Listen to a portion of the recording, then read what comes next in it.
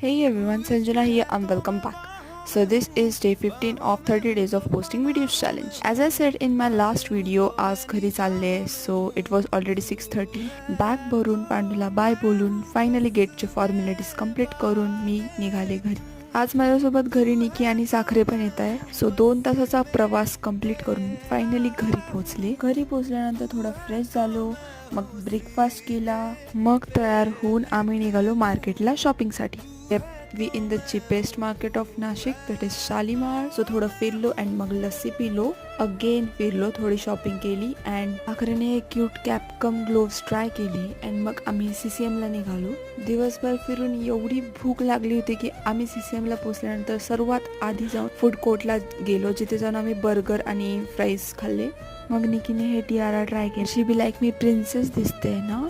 Then we went back home and that's all for the day. So